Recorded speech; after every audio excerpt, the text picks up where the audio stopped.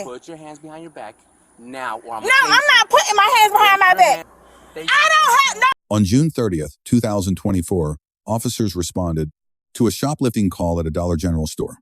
An officer encountered Beverly Williams on a nearby street and initiated what began as an investigative detention.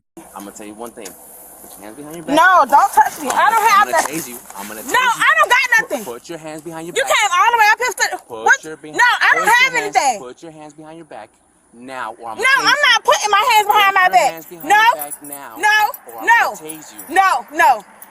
I don't have anything. Put your hands behind your back, or I'm going to tase you. No. What you want? Listen, you're being detained right now. Being detained for what? Because you just came from Dollar General. No, no, sir. I just came from Dollar General and I was returning something. Like I said. I was returning this, sir. Like I said, put your hands behind your back. I'm not putting my hands behind my back. If you resist, you're going to get another charge. No, don't touch me. Do not touch me. Don't touch me. Don't touch me. Don't touch me. One more time. Don't touch me. Okay, go to that house right now. I did not come from no Dollar General. Okay, I didn't come. No, I didn't come from Dollar General. No, I didn't. You just said you did. I just walked down the street. I didn't come from Dollar General. I'm going to tell you again. Camera show. No, I don't have nothing. I don't have nothing. No, I don't have nothing. Don't walk up on me. I'm going to tell you again. I don't have anything. I didn't come from Dollar General. If you resist. Okay, can you call another police? I live right there. I didn't go anywhere. No, I don't have anything. No, I'm not putting my hands behind my back. Don't touch me! Don't touch me! Don't touch me! Don't touch me! Don't touch me! Resist. Don't touch me! Don't touch me! Don't touch me! I don't have anything! Do not, excuse me! Do not resist. Excuse me, sir! Do not resist. You can go in the house and get that man right there. I don't have anything! Thank you.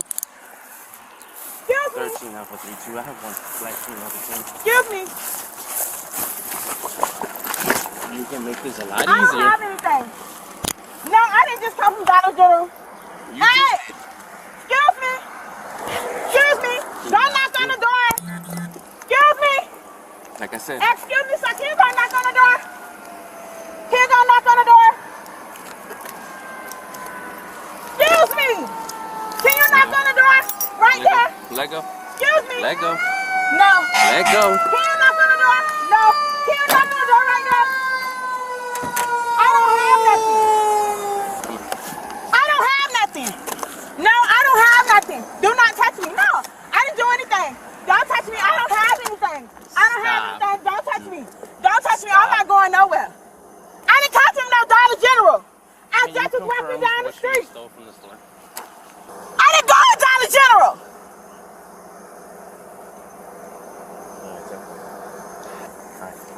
No, I'm not going nowhere. No, don't touch me. Don't touch me. Don't touch me. Don't touch me. I don't have nothing. I don't got nothing from Dollar General. Go ahead and sit. I don't have anything, no. No, I don't have nothing, sir. No, I don't got nothing. Go ahead and go inside. Excuse me. Can you go get that man from right there? Ma'am, listen. No, I don't have nothing. I don't have nothing. Listen, you're making it harder. Excuse me. Nobody's going to help you. Can you go down the street and get that man? I don't have nothing. Don't touch me. Don't touch me. No, don't touch me. Don't touch me. No, no, no. No, call the real police. No.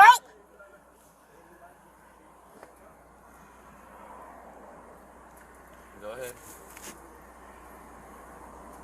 No, no, no. So maybe you. Go ahead and go inside. No, call the real police. No, call the police. No.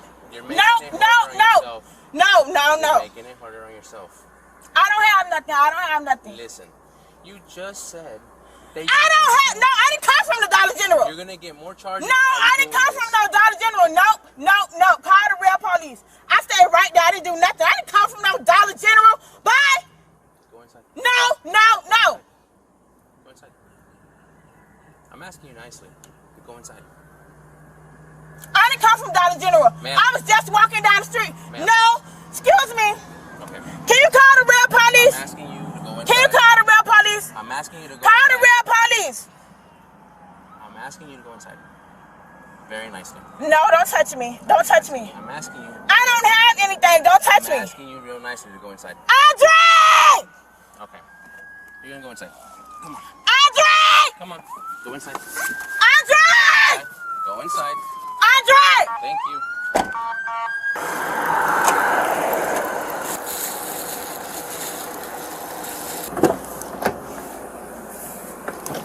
Sir, I didn't steal nothing from no dollar store. I was walking down the street. I didn't go to the dollar store. All right, so I already confirmed anyways that you were at the store, even though you lied to me. Okay, I wasn't at the store. You can let me go. I was right over there. I was not at the store. You were inside the store and they confirmed No, it. I wasn't in the store. I wasn't in the store. What's your first name?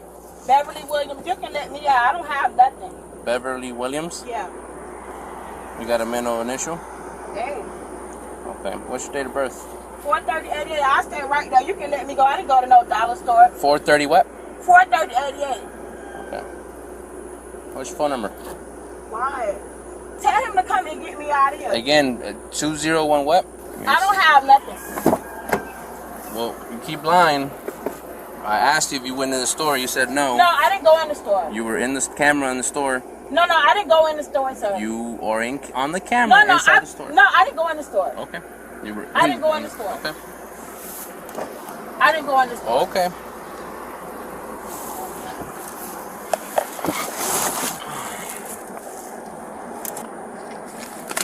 Let me go. I stay right there. I didn't go in no store. I'm right down the street from the house. You can let me go. Can't do that just yet. I wasn't at the dollar store. Okay. I wasn't at no dollar store. Okay. You can call that person right there. You call my baby to come get me out of here. Well, you can't leave just yet, so. I'm right down the street. My house right there where that Magnum at. Where that white Magnum. I didn't take anything from no store. I was at Dollar General. You keep saying you weren't, but the cameras say otherwise. No, I wasn't at Dollar General. You didn't see me at no Dollar General on no cameras. Let me out of here. I didn't take anything from the store. No, ma'am. You're detained for right now. As long as we're investigating this crime. Okay, can you call another police? I didn't take anything. The other police officer is the one that's at the store trying to investigate everything. He'll be able to be the one that you talk to. Okay? Sir, you just tried to give me HIV. Do not touch me. Okay, That's not how you yes, touch you me. did, sir. Okay, yes, ma'am. You did. Yes, ma'am.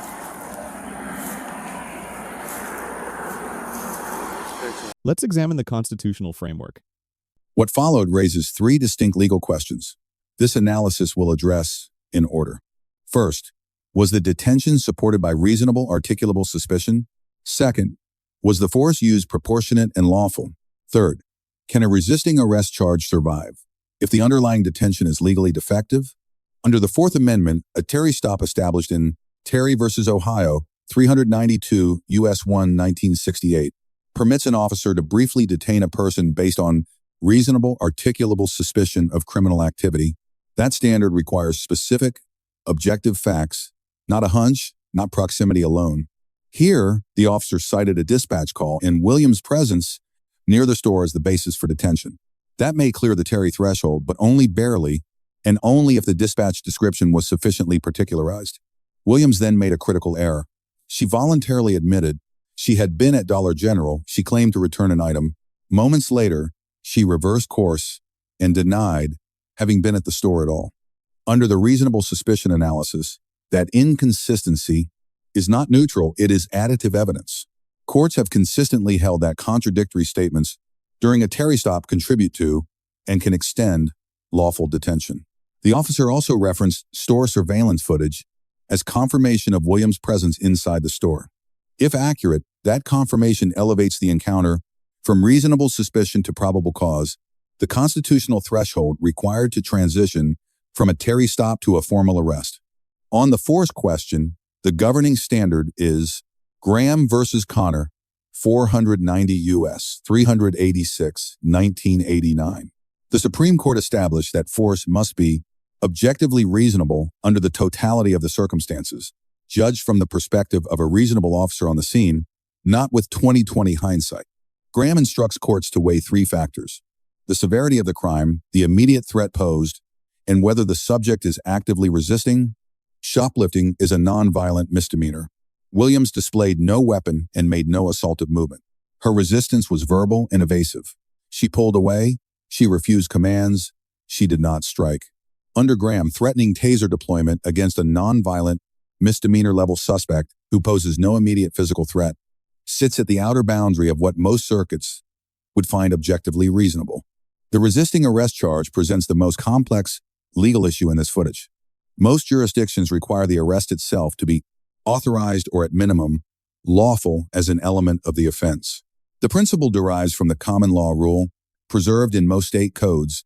A citizen may not be criminally punished for resisting what is, in fact, an unlawful arrest. The pivotal question is timing. At the precise moment the officer attempted to handcuff Williams, before camera confirmation arrived, did she have probable cause to arrest or only suspicion to detain? If the answer is suspicion only, the handcuffing was a de facto arrest, unsupported by probable cause under Dunaway versus New York.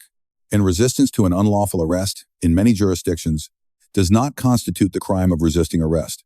The responding officer receives a C. The detention had arguable legal footing, and the officer demonstrated composure when directly provoked.